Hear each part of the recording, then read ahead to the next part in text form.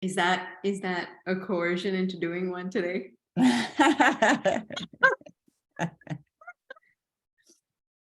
Do you feel so called?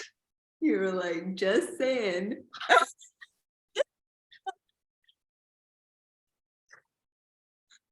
All right, let's go ahead and get started. I'm going to kind of recap what we've been learning, but I really wanted to just touch on the fact that I don't know if you guys are feeling a shift, but I am most definitely feeling a shift.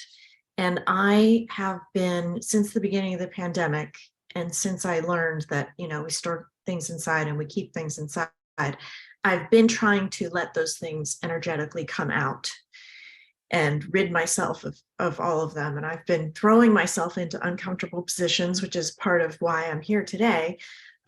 Throwing myself in uncomfortable positions just in order to learn how to be comfortable with being uncomfortable. And I'm having good success with the energetic, releasing of things. And that's really working. And I am shocked and amazed that the energetic release of stuff inside me is the same exact thing as getting rid of things that I have to get rid of in my closet. And I am so looking forward to the fact that, the book and the literature all says that if you do it over here, it gets easier to do it over there. So it's like a total win-win. And I'm feeling the, just last night, typically my behavior is, not bad, but I love to get dressed. I love to put on makeup. I love to style myself, and makeup, lipstick, clothes, shoes, all those things I'm drawn to because I want to make an outfit out of me, which is my favorite art project.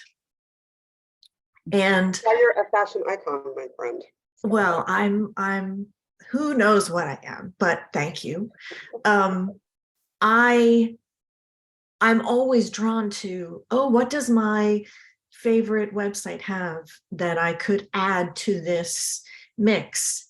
And I'm feeling myself being, at least noticing that behavior and not doing it. Like last night, I did some homework that I had to do. I did some other things, and I specifically said, look, I just said to myself, that behavior it's collecting, it's my ego trying to come up with something comfortable, find a pair of pretty shoes that I can ooh and ah over, and then I can order, and then I can imagine coming to me, and then I can open the box and be like excited for 5 minutes, but then it's like, there's, what else is there, so I'm recognizing that behavior is just my ego trying to find something to make me feel comfortable. And I'm recognizing that behavior is not good anymore, not good for my soul. And just that recognition is like mind-blowing to me. And I was nervous about doing this whole thing because people do challenges that are experts at this type of thing. Like, you do a challenge because you're an expert at it. I am not an expert at decluttering. I am absolutely an expert at cluttering.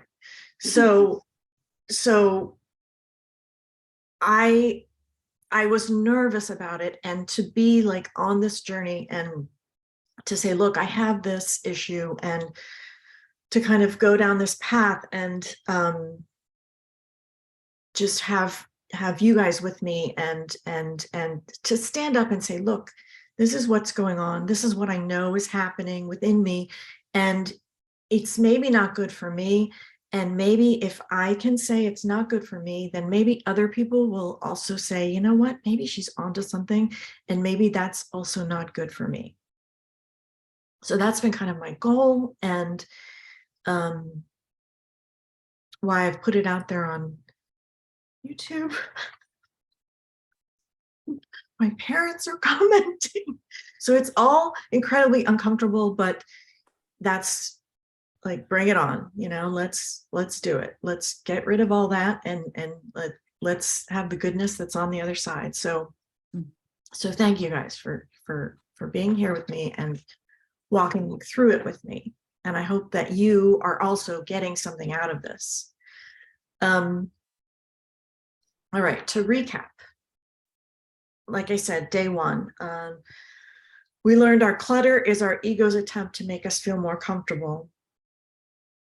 And it's the same thing. The outside is the same thing as the inside. So, and the more we get rid of the stuff inside, the easier it is to get rid of the stuff outside. And the more we get rid of the stuff outside, the easier it is to get rid of the stuff inside. So let's go. I'm like excited.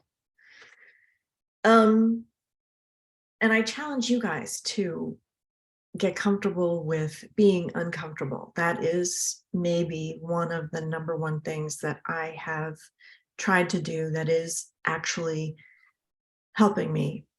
And it's not easy for anyone around us, because I've noticed that I've also, throughout my marriage, I've been married for, oh God, I'm going to forget now, 21 years. 21. Thank you. Thank you, Susan.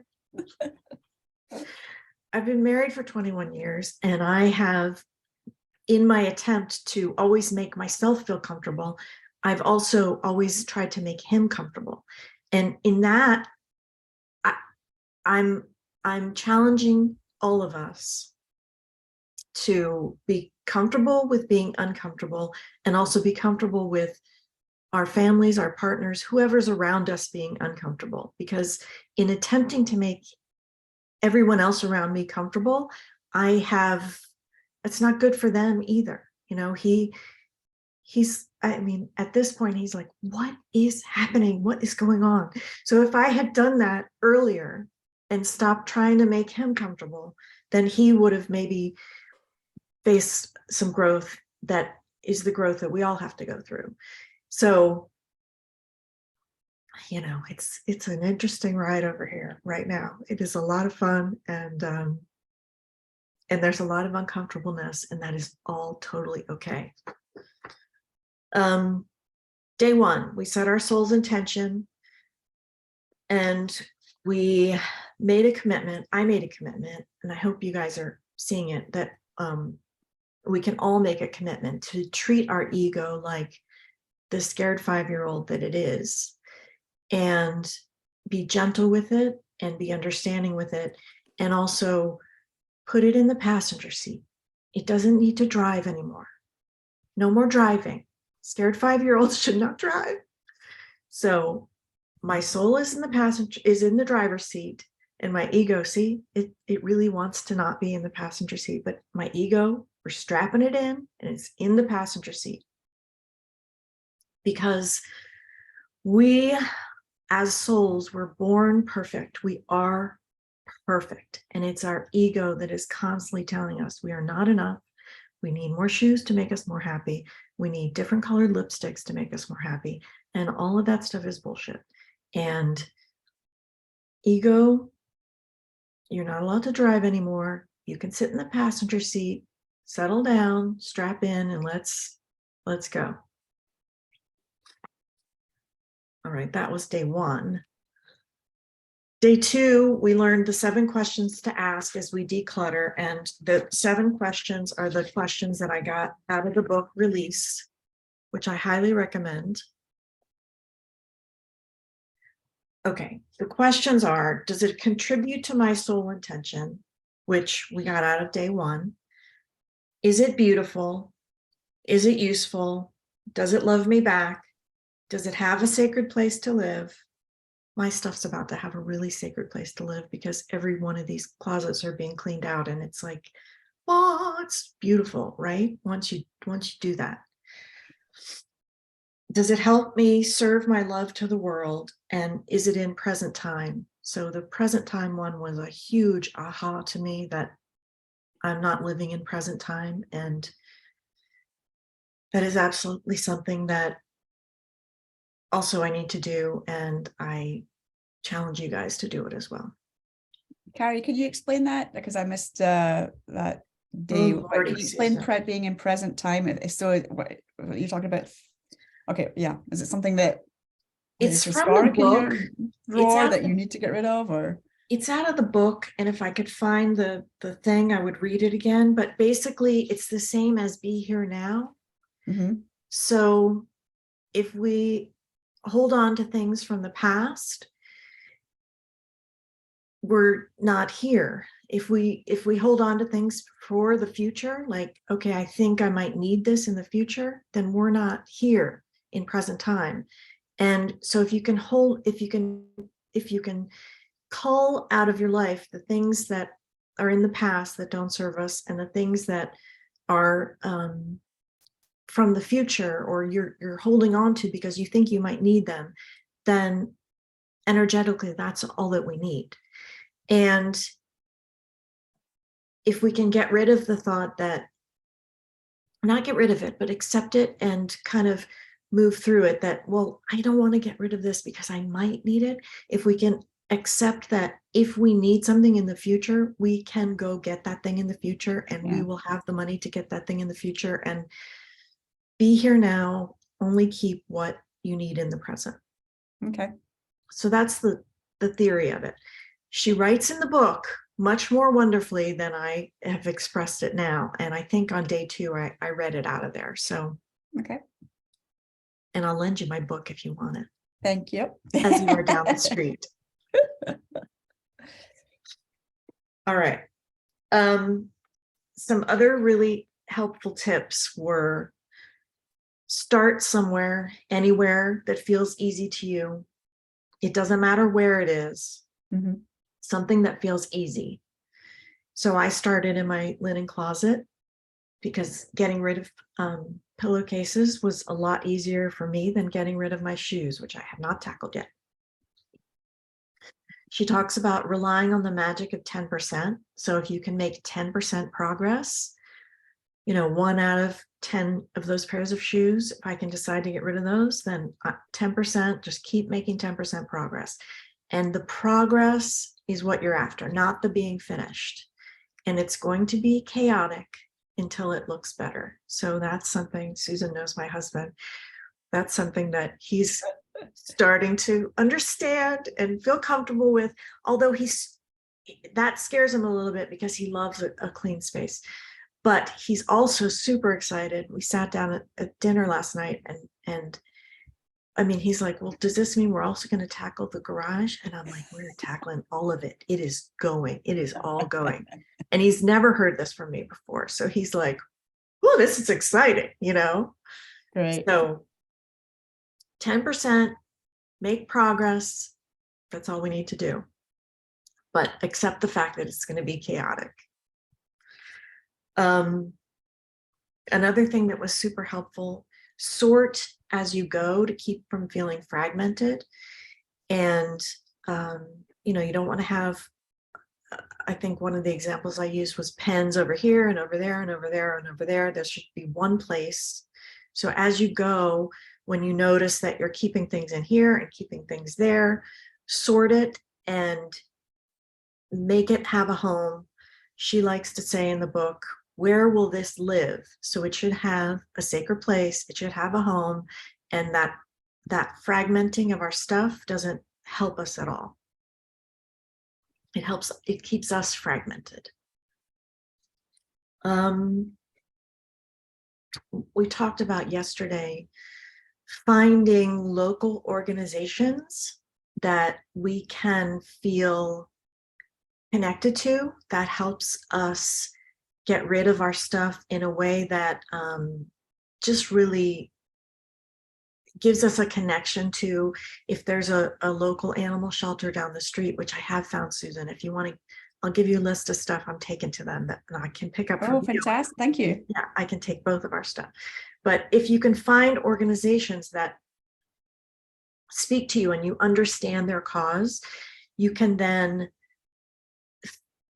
recognize that when you're getting rid of your stuff, it's not just you're getting rid of your stuff, you are then serving that organization, and that just makes all of it a gazillion times easier and makes like that's like a wonderful thing, right?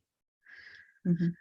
So those were the kind of main points, if you didn't take anything else away from what we've done this week, that I would say are like my biggest takeaways.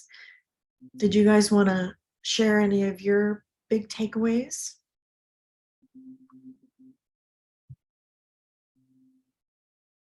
I just wanted to marvel at the synchronicity of the energy here about taking this on. My mindset was being transformed from one of denial, repression, embarrassment, and shame of my garage and my closet to coming around to the understanding of, oh, I'm a human being. I did this for a reason. And now I know I can let that go because I don't need that reason holding me down anymore, and so I just want to say thank you, Carrie, because I feel much less alone in my quest, which is, Yay. I'm the common space queen. My house looks great, but you step one step into my garage or one step into my closet and Yeah. Well, thank you, Susan, for being here. And I mean, I feel exactly the same way. I kind of, whenever anyone would talk to me about clutter, I mean, last year people were saying, well, you should be, talk about organization, talk about decluttering. I was like, no, like that is not me. I am not organized and I'm the clutter person. I'm not the declutter. That's not my area. But somehow it's all connected, right? So it's just like, I'm glad you feel it too, because I'm definitely feeling it and I feeling do so. too. I very much, and I just want to say one thing to the group that I think the universe keeps tapping us like till we kind of hear that it's time. I spent last year editing a book for a friend on organizational zen and decluttering. And I felt like the biggest hypocrite, it's like, okay, intellectually I get the idea, but I have not integrated the concept. Yeah. And now I feel like the concept is more available emotionally now, internally. So Yeah. I think we all come to it in stages. And I just say that in case somebody's still at that stage where it sounds like a good idea, but it's not connecting with what's really going on inside. It'll keep tapping you on the shoulder. Absolutely. Keeps tapping you until it like hits you over the head. The cosmic 2x4. Anybody else? I just like so far I've like organized 2 drawers this week, but it's not much, but it's the first thing I do in the morning is I'll open that drawer that I've organized and I'm like, it just makes me feel good.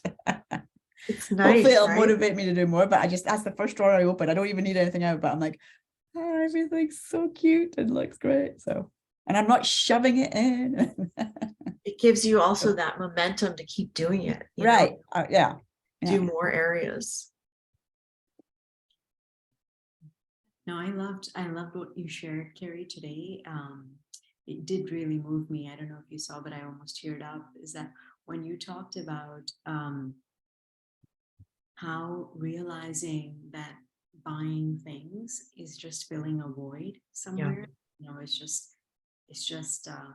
It's there, but it doesn't give you that fulfillment or satisfaction you thought it would. And also the other thing that I thought was really powerful, and this I say because it goes to sometimes it's so great to hear from you, because I have somebody in my life who deals with this, but it was hard to understand it at that level. But you having crossed that bridge, And now being able to see it and look behind and say, this is what it was, right? Is powerful for somebody who hasn't done that yet. And for even those people who have those people in their lives to be able to understand that person and where they're coming from, right? Yeah. Yeah. So I think it's great that you have found the courage to share this and say this out and find your voice. And when you said that I'm not an expert and I'm actually the expert at cluttering, you know, it is so powerful that you are doing this. And the fact that you were Yeah. worried about sharing it because you should be an expert if you share it, it's actually, I find it's exactly the opposite, because I don't think a person who truly needs to learn this would be able to learn it from an expert. Hmm. You know, Yeah, that's, thank you. Thank yeah, you. I love that. I'm actually, I I say this because I'm on the other side of the spectrum. So my ego would tell me that I am like, I don't like clutter. I just don't like it. I don't have it in my life, Yeah. whatever. So my ego would tell me that, right? And so when I see that with others, like I'm constantly trying to help them understand how this doesn't support them, Right. right? It doesn't support you, don't do it. You know, Right. and I'm telling, but they won't understand it if I say it, because I'm not that person. Right. No, I see I that. Thank feel you. like you're crazy. I don't need to be decluttered like you are. Right. But I'm it's just so this much type more of person. powerful. Yeah, it's so much more powerful when it comes from you having been that person Yeah. and now not being that person. You know, having, or rather like not being that person, but having realized a deeper level within you, Yeah. know that you're so much more than that and you don't need that to fill you up. Yeah. And just going through the process like that, I hope that me going through the process can help someone else. Absolutely huge. And I'm definitely not on the other side yet, but I'm on the bridge. I'm on the bridge. And it's so great that you're sharing this while you're in it, Yeah. instead of like, because now they don't feel like you're so far away from them. Yeah. They feel like, oh, you know, I just need to take 2 steps or even 1 step today and I can catch up. Well, the other thing that I kept hearing, thank you, Jess, thank you.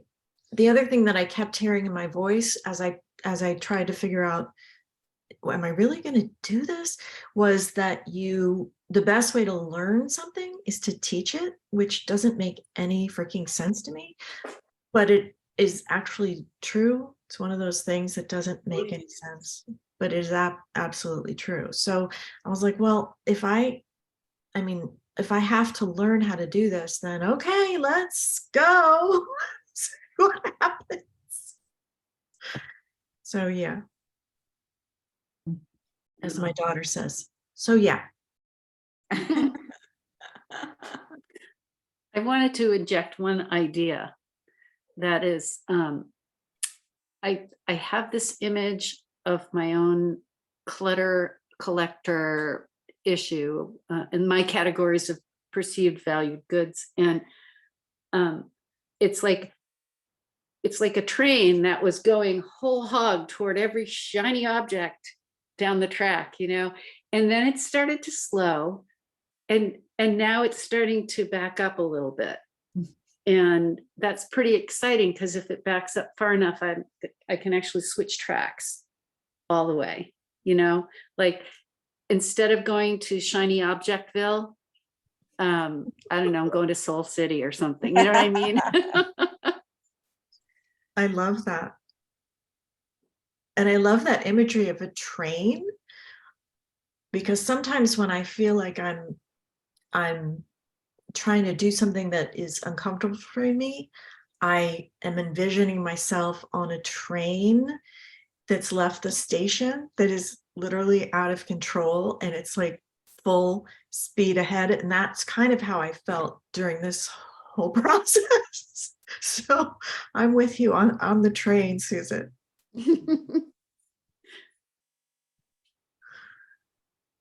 All right, guys. Lynn, did you have anything you wanted to share? We're just happy to have you here with us. I didn't know how to unmute myself for the longest time. Oh, there you No, go. I've been plugging along drawer at a time. Guess how many rolls of tape I had in my junk drawer? 5? 12. Yeah. Somebody else needs that tape, Lynn. Well, I thought my husband could buy me things and wrap presents, There you go. and then I'd have to clutter more. No, this has helped me because I needed a little fire under my butt to look at that drawer, you know? Yeah. So Good. thank you. Good. Well, like I was saying, I think yesterday, or a couple days ago, I'm going to do like a weekly, I don't know if we'll do a Zoom or a check-in in the Facebook group, but I'll probably do a Zoom that'll be like a weekly, hey, how's it going? What do you have success with? What are you stumbling on? And we can just all kind of hold each other in moving forward on this, because this, I mean, look at this place. It is going to take a long time. So, and I'm totally Can okay I with share that. one, Karen? Yeah. So I started decluttering before the declutter, and I'm going to go back and watch everything. But since Lynn was brave enough to share that she had 12 rolls of tape, I will share in the bathroom. I started with one of the drawers in the bathroom. I have anti-itch medication from 1998 that expired in 1990. Before the turn of the century. Yes. So I have some work to do, and I'm very happy that you're going to be doing check-ins because that will keep me accountable. So, Good. Yeah. Good. I'm happy too. All right, ladies, let's wrap it up. Thank you for being here, and I will let you know when the next iteration of this happens. All right. Thanks, Gary. Thank you. Thank you. Bye, everyone. Have Bye. a great day. Stay warm.